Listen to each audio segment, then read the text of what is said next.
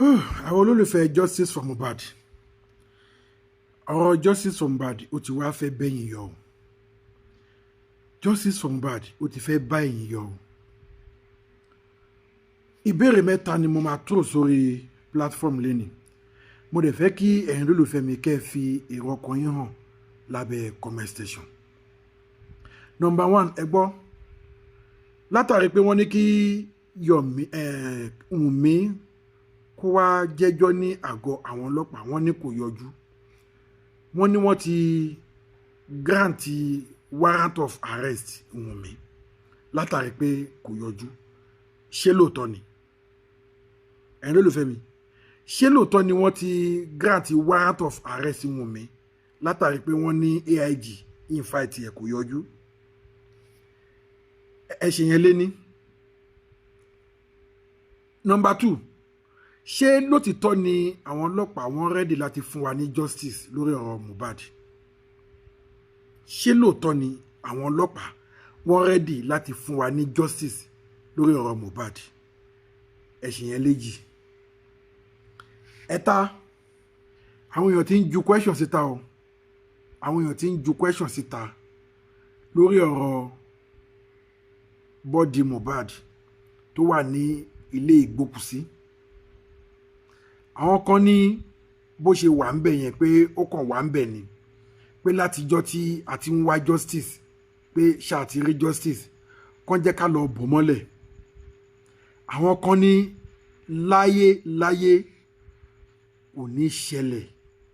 àfi tá a bá gba justice fún Mohbad la máa tó bò mọ́lẹ̀. ẹ̀yin olólùfẹ́ mi ọ̀rọ̀ rẹ o ṣé rí nǹkan tó jẹ́ kí n wá sórí platform ní báyìí pé kí n wá analyse ọ̀rọ̀ yìí ni pé mo gbọ́ ọ̀rọ̀ kan lẹ́nu lady kan ní platform kan ó lè dàbí ẹni pé lady yẹn ó mọ nǹkan tó ń sọ òun ló jẹ́ kí n máa béèrè àwọn question tí mò ń béèrè. Number 1 tí mo kọ́kọ́ sọ wọ́n ní wọ́n ti grant warrant of arrest Wùnmí. According to that lady tí mo ń sọ̀rọ̀ nípa ẹ̀ lady yẹn ní kò sí nǹkan tó ń jọ bẹ́ẹ̀ lady yẹn ní kò sí nǹkan tó jọ pé Wùnmí gbé kéèsì ẹ̀ lọ sí ọ̀dọ̀ AIG yes ó ní Yomi sọ wípé AIG wọ́n ti dá sí wọ́n ti bọwọ́ lùwẹ̀ wọ́n ti ní kán lọ arrest ẹ̀ tí ó bá ti yọjú lady yẹn ní fáfáfá o lady yẹn ní ọ̀gá ọlọ́pàá wọ́n kàn ń tan Yomi Fabiyi jẹ ni wọ́n kàn ń twist Yomi Fabiyi ni wọ́n kàn ń tì síwájú ni ó ní conversation tó ṣẹlẹ̀ níjọ́ yẹn gangan ó lóun ní lọ́wọ́ lady yẹn wá bẹ̀rẹ̀ sí ní analyse kódà lady yẹn sọ̀rọ̀ débi wípé wọ́n invite Yomi ní ọjọ́ kan pé kó wá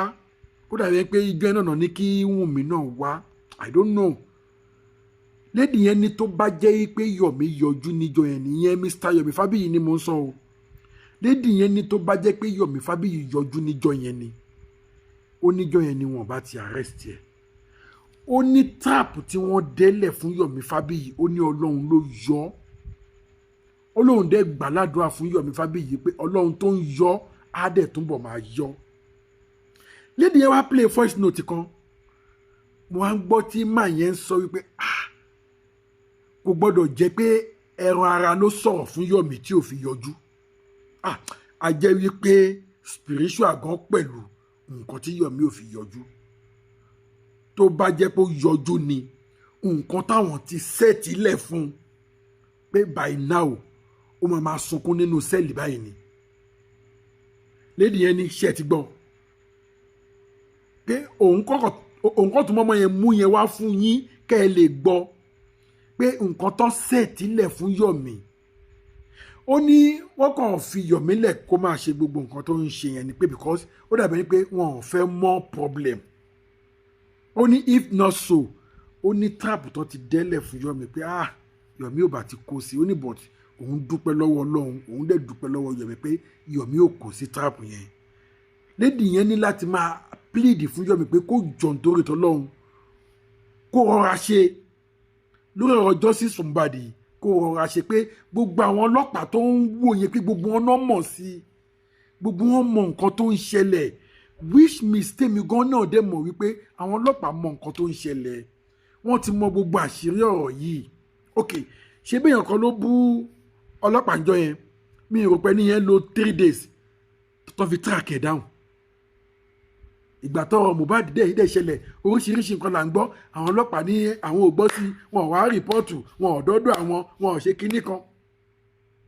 ẹ gbàgbé ẹ̀ àwọn ọlọ́pàá mọ nǹkan tó ń lọ ṣe rí bíléèdì yẹn ṣe analyse ọ̀rọ̀ yẹn ó bomi tútù sí mi lọ́kàn pé ṣá máa rí justice báyìí ṣá máa rí justice báyìí ṣá torí bí ọ̀rọ̀ yìí ṣe ń lọ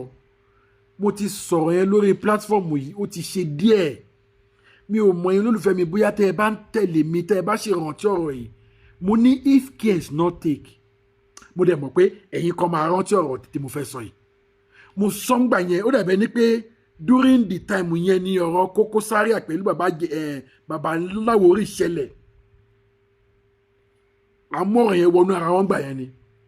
during the time yẹn ni mo sọ̀rọ̀ yìí mo ní if care is not take àfàìmọ̀ kí ọ̀rọ̀ justice for Mohbad kó má turn to third world EndSARS ibi tọ́rọ̀ yìí ń lọ yìí àfàìmọ̀ kó má bringi EndSARS second jáde because àwọn èèyàn ti ń dìde gan lórí ọ̀rọ̀ yìí àwọn ọlọ́pàá kéde ní ìwọ̀n rẹ́dí àti ṣe nǹkan kan bí ọlọ́pàá ò mọ̀ sí yẹn ẹ gbàgbé ẹ̀ lady yìí bẹ̀rẹ̀ sí ní analyse ọ̀rọ̀ ìpè ok ó ní kí Yomi Fabiyi kó take note kó wo gbogbo àwọn tí wọ́n ti ń jà fún ẹ̀tọ́ ọmọ ènìyàn pé níbo náà wà lẹ́nìí ààrẹ náà ni bàbá Bọ́lá Ìgè ó lọ sí o Fúnṣọ́ Williams àwọn top Fẹlá Aníkúlápó àwọn top bẹ́ẹ̀ yẹn tó nífọ̀n tó ní èkánná wọ́n lọ sí o now káwá tún san àwọn ti generation of nowadays àwọn bíi èjì wà báyìí sìn ara wọn ni Alhaji Hamzat Oríyọmí wà ẹ ò bọyẹ pẹ́ǹdì máa yẹn down Very Dark Man ẹ ò bọyẹ pẹ́ǹdì ẹ̀ down ẹ bọ̀bọ̀ yìí kí ló ń kọ Fẹ̀ràn àbí kí ló ń kọ bọ̀bọ̀ yìí náà tó ń tìmọ̀lé lórí ọ̀rọ̀ justice for Mohbad náà pẹ̀lú bí máa yẹn náà ṣe gbìyànjú tó ẹ ò bọyẹ pẹ́ǹdì down nídìí yẹn list orúkọ gbogbo wọn ibo náà wà lẹ́nìí ó ní Fẹ̀ràn yẹn akọ̀rọ̀ jáde díẹ̀ àrẹ tó padà wọlé àrẹ jáde díẹ̀ àrẹ tó padà wọlé tó fi ń yé wa pé ìjọba ò ṣe é bájà lótìtọ́ àti lódodo ìjọba ò ṣe é bájà bọ̀ ta ni ìjọba ń gọ́fánà lé lórí ta ni wọ́n ń ṣèjọba lé lórí ṣé báwa yìí náà ni ṣé àwa tó ń ṣèjọba lé lórí náà dẹ̀nà tó máa mú ní kọ̀ọ̀kan àlẹ́nu ọ̀rọ̀ nílùú Nàìjíríà tá a wà yìí àlẹ́nu ọ̀rọ̀ a lè fi ẹ̀hónú wa hàn a lè sọ ẹ̀dùn ọkàn wa síta ṣẹ́rí bíléèdì yẹn ṣe analyse ọ̀rọ̀ yẹn lẹ́ni ó bomi tútù sí mi lọ́kàn mo ní mo ń wo Fúnṣọ́ yìí if care is not take mo tún repeat ọ̀rọ̀ yìí táwọn ọlọ́pàá bá tètè ṣe nǹkan sí if care is not take justice èèyàn kan là ń wá àfàìmọ̀ kí àwọn ìjọba wa kọ́ má tún jẹ́ kí ẹ̀mí sùn torí now àwọn èèyàn ti ń dìde gan tíjọba bá dẹ̀ fún àwọn aráàlú ní justice tí wọ́n fẹ́ ó máa tún fẹ́ di EndSARS ẹlẹ́ẹ̀kejì EndSARS ẹlẹ́ẹ̀kejì bá dẹ̀ ṣẹlẹ̀ ẹjọ́ kò sí béèyàn ṣe máa jáde kò sí bíjà ṣe máa ṣẹlẹ̀ tẹ̀mí ò tún ní bọ́ ẹ̀yin ìjọba wa ṣé kí àwọn ẹ̀mí tó ń bọ́ ni àbí báwo àbí kí pé tó bá lè dogun kó dogun tó bá lè dìjà kó dìjà ṣé kí ni torí bí kinní ṣe ń lọ yìí àwọn èèyàn ò rẹ́dì láti bow down wọn ò rẹ́dì láti relent ẹ̀yin ìjọba náà kẹ̀dẹ̀ nìyí rẹ́dì láti fún wa ní nǹkan tá a fẹ́ ọ̀rọ̀ yìí tí wàá di no retreat no surrender ẹ̀yin ò ní fẹ́ àwa náà ò dẹ̀ ní gbà ẹ̀yin ò rẹ́dì láti fún wa ní justice àwa náà ò dẹ̀ ní gbà fún yín ṣe ti rí pé ogun ń bọ̀ ẹ̀rọ olùfẹ́ mi ẹ dé tọ̀rọ̀ yìí sílẹ̀ o torí èmi mọ̀ wípé èèyàn ló wà lẹ́yìn orò tó rò fi ń ké who is Wunmi tó bá yẹ pé kò séèyàn lẹ́yìn Wùnmí ni wọ́n á ti gbé Wùnmí ti pẹ́ ẹ̀ tó bá fẹ́ arrest lady yẹn sọ ó tún sọ ó ní tó bá fẹ́ arrest Wùnmí lẹ́ni kò téèkì wọn ní 12 hours anywhere ibi tó bá wà wọ́n á fi ṣe ẹ̀ jáde which is true òtítọ́ ni ẹ̀rọ ìfẹ́ mi tí ẹ̀ bá gbàgbé mi ò mọ̀ bóyá around 2018 2019 tí wọ́n rate best police in the whole world tó good nínú investigation ó dà pé Nàìjíríà ní number 2 or number 3 ìlú tó lè fún ní number 2 or number 3 in the whole world and true tí Nigerian police tó bá fẹ́ ṣiṣẹ́ I bet you mo credit wọn fún yẹn I bet you within 12 hours Wùnmí máa jáde wíìsì Wùnmí but torí wípé ọwọ́ ti kanwọ́ ẹsẹ̀ ti kẹsẹ̀ ó dàbẹ́ ní pé àwọn tí Wùnmí ń ṣiṣẹ́ fún àwọn alágbára ni mo lè bá yín bẹ́ẹ̀ tiẹ̀ Wùnmí kọ́ ló gbẹ̀mí Mohbad I can bet it Wùnmí kọ́ ló gbẹ̀mí Mohbad but Wùnmí wà ń bẹ̀ ó mẹni tó ṣiṣẹ́ yẹn duty lórí nǹkankan ẹ mọ̀ lórí nǹkankan pé ọ̀gbẹ́ni ìwọ níyàwó ẹ̀ gbà wá láyè ká mú balẹ̀ tá a bá ti mú balẹ̀ position báyìí la máa fún ẹ ó dàbẹ̀ ní pé lórí ọwọ́ tán wà nìyẹn kò ń ṣe Wùnmí gangan torí mi ò rí ìwé ẹ̀ṣẹ̀ tí Mohbad lè ṣe Wùnmí tó lè fi ṣe nǹkan bẹ́ẹ̀ yẹn òótọ́ o obìnrin ń ṣekú pa ọkọ ń ṣekú pa ìyàwó yẹ o but lórí issue yẹn mi rò pé Wùnmí gangan ló dìídì ló intentionally ló fi gbẹ̀mí Mohbad no ó dàbẹ̀ ní pé arrange kan wà bẹ́ẹ̀ pé gbà wá láyè ká ṣiṣẹ́ yìí tá a bá ti ṣe tán máa gba ẹ̀tọ́ tiẹ̀ ó ti ní nǹkan tí wọ́n ti jọ sọ ṣá let me put it in that way torí tó bá jẹ́ pé Wùnmí ni wọ́n á ti mú Wùnmí ẹni tó nífọ̀n lè kanná ju Wùnmí lọ ṣé wọn ò gbé ni Adédoyin ṣé wọn ò gbé ni ńbo ló wà lẹ́nìí àwọn tí Wùnmí bá ṣiṣẹ́ pọ̀ ó dàbẹ́ ní pé àwọn untouchable ni ẹ má dẹ̀ gbàgbé ẹni téèyàn ò lè mú Ọlọ́run ló lè mú ẹ jẹ́ ká ṣe yẹn bẹ́ẹ̀ ẹlẹ́ẹ̀kejì wọ́n ní kán lọ bo Mohbad mọ́lẹ̀ ẹ̀yin olùfẹ́ mi kí lẹ̀yin rí sí ṣẹ́yìn náà support àbí kí ni nǹkan tẹ́ rí sí èmi gẹ́gẹ́ bí ẹnìkan mi ò support torí pé kí ni tí Mohbad bá ti wọlẹ̀ no more justice but àwọn tó sọ àwọn náà rí sọ wọ́n náwọn èèyàn kan ń jà lórí ẹ̀ ní anti-justice àtàwọn justice ó ti wá di yam scatter báyìí ó ti wá di nǹkan tó ti ń lépa Yọ̀mí báyìí ṣé lóòótọ́ ni pé tán bá lọ sí everything máa wà òkè àbí kọ́ má tí ì sí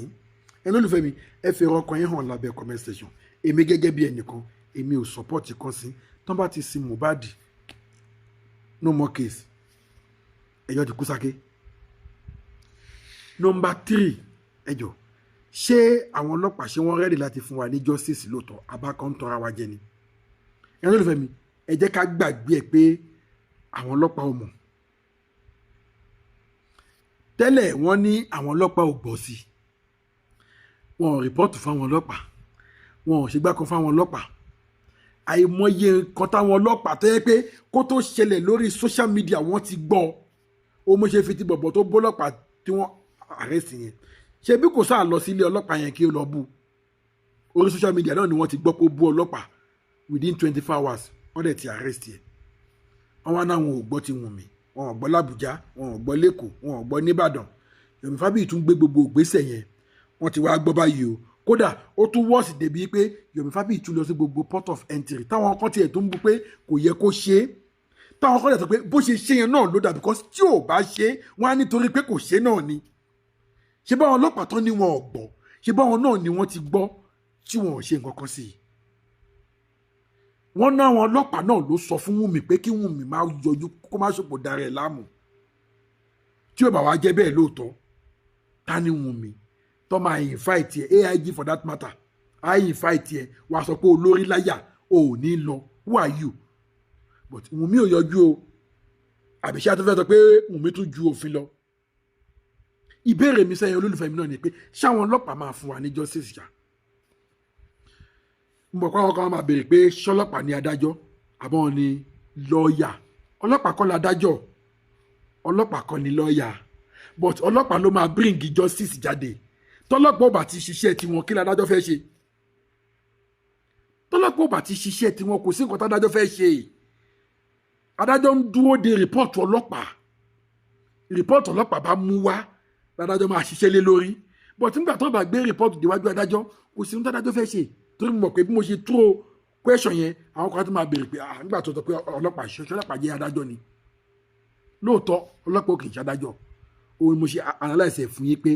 ọlọ́pàá ló máa mú rìpọ́ọ̀tù lọ bá adájọ́. Ẹ̀yin olùfẹ́ mi ẹ bá mi share fídíò yìí, ẹ ò ní rí ohun gbé sọnù bí ò ṣe bẹ̀ mọ́. Ọ̀rọ̀ justice for Mohbad yìí ó ti ń bẹ́yìn yọ. Ẹ bá mi ẹ jọ̀ọ́ mo bẹ̀ ẹ bá mi share fídíò yìí, kẹ́ni bá mi subscribe sí Ẹlẹ́yẹlé Global TV. Bí mo ṣe ń sọ lọ, tí ọlọ́pàá ò bá ṣiṣẹ́ wọn bí iṣẹ́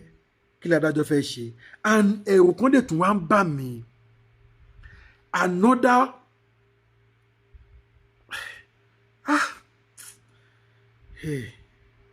wẹ́ mo mọ̀ kọ́ lọ́wọ́ á gba gbogbo ògo. Ṣé nǹkan tí mo ló ń bà mí lẹ́rù? Òun ni another conference tí Yomi tó ń hold ní 27 of this month. Tẹ́ pé gbogbo the whole world ló máa wò. Gbogbo the whole world ló máa wò. Àdúrà mi sọ́lọ́run ni wípé kó máa fi dáràn sí Yomi lọ́rùn. Dó wọn náà wọn security máa wà ńbẹ̀. Àmọ́ kó máa fi dáràn sí Yomi. Torí gbogbo ọ̀nà tó fẹ́ fi mú Yomi náà wá báyìí sìn. Gbogbo ọ̀nà tó fẹ́ fi track Yomi down òun náà wá báyìí sìn. Mr. Yomi Fabiyi ẹ jọ̀ọ́ ẹ bá mi share fídíò yìí kó dọ́dọ̀ Mr. Yomi Fabiyi ẹ jọ̀ọ́. Kó dọ́dọ̀ Mr. Yomi Fabiyi. Mr. Yomi Fabiyi ẹ jọ̀ọ́ ẹ rọra. Ṣé rí gbogbo àwọn ọlọ́pàá tẹ́ ẹ rò pé ẹ lọ bá tẹ́ ẹ jọ ń jẹ tẹ́ ẹ jọ ń mu tẹ́ ẹ rò pé wọ́n ń fẹ́ yín sí yín yẹn wọ́n ti rà wọ́n pa o. Wọ́n ti rà wọ́n o. Wọ́n kàn ń bá yín rẹ́rìn wọ́n kàn ń bá yín fẹ́ yín ni o. According to nǹkan tí mo gbọ́ lẹ́nu lady yẹn lénìí ó fi hàn wípé àwọn ọlọ́pàá wọ́n ti ṣẹ́tù wọn. Wọ́n kàn ń fi wá ṣe yẹ̀yẹ́ ni. Wọ́n kàn ń wà pé ẹ máa dára yín láàmú. Because tí ò bá jẹ́ bẹ́ẹ̀ mélòó lè ra Wùnmí? Mélòó lè ra Wùnmí tó máa invite ẹ̀ tí ò ní yọjú? Ẹ jẹ́ ká ti bi ìṣáná kí èso ogun. Ẹ jẹ́ ká ti bi ìṣáná kí èso ogun. Ẹ̀yin náà wò ó. Ṣé wọn ò ti rà wọ́n ni? Wọ́n gbọ́ ẹjọ́ ti dé ọ̀dọ̀ AIG. Wọ́n ní wọ́n wá ránṣẹ́ pé Wùnmí ò yọjú. Ẹ ti mọ̀ pé fake letter nìyẹn. Fake letter nìyẹn. I can tell you fake letter ni. Letter yẹn ò débì kankan. I can bet you Wùnmí tẹ̀lé má fojú kan letter kankan. Ó lè má fi ẹ̀ gba invitation letter kankan. Wọ́n á dẹ̀ sọ fún Yomi pé àwọn ti invite ẹ̀. Ṣé wọ́n ti invite ẹ̀ náà ọmọ àṣọ? Ó ti tán. Can you imagine? Ẹnu olùfẹ́ mi ọkàn mi sọ wípé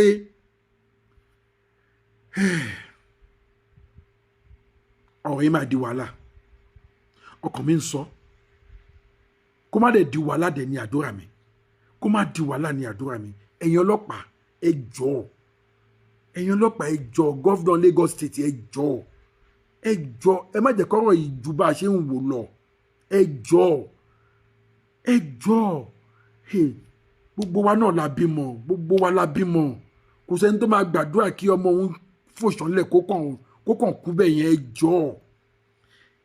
Ẹ jẹ́ kó yé fẹnu àtẹ́lu àwọn ọlọ́pàá mọ́. Ẹ jẹ́ kó yé bu ẹnu àtẹ́lu àwọn ọlọ́pàá mọ́. Ẹ jọ̀ọ́.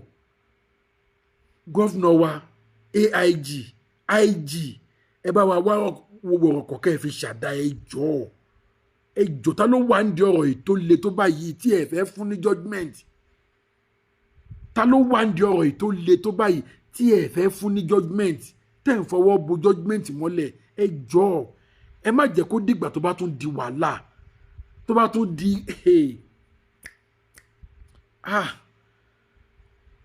nǹkan tí mo rí yìí ò dáa. Nǹkan tí mo rí yìí ò dáa. Mi ò mọ̀gbà tó lè ṣẹlẹ̀ o. Mi ò mọ̀gbà tó lè happen o. Tí wọn ò bá fún wa ní justice táwọn wá ọ̀rọ̀ yìí á le jù bá a ṣe ń wò lọ. Á le jù báyìí lọ. ẹ̀yin náà wò wọ́n ní wọ́n ti sign warrant of arrest Wùnmí ṣé Wùnmí wà nínú ihò kọ̀ìnkọ̀ìn ni Wùnmí ò sí nínú ihò kọ̀ìnkọ̀ìn wọ́n á ti gbé Wùnmí wọ́n ò sign warrant of arrest kankan ó dàbẹ̀ ní wípé òun ló ọ̀rọ̀ yìí ló ṣe okùnfà bàbá tó ń sọ wípé ó yẹ kán lọ bo Mohbad mọ́lẹ̀ ni kó má jẹ́ pé bóyá bàbá yìí ni wọ́n tún send sórí social media torí ọ̀rọ̀ yẹn ó ti ń circulate sìn pé ṣé kán lọ bò mọ́lẹ̀ ṣé kán má bò mọ́lẹ̀ ṣé kán lọ bò mọ́lẹ̀ ṣé kán má bò mọ́lẹ̀ ó dàbẹ̀ ní pé ọ̀rọ̀ yẹn ti ń circulate lórí social media báyìí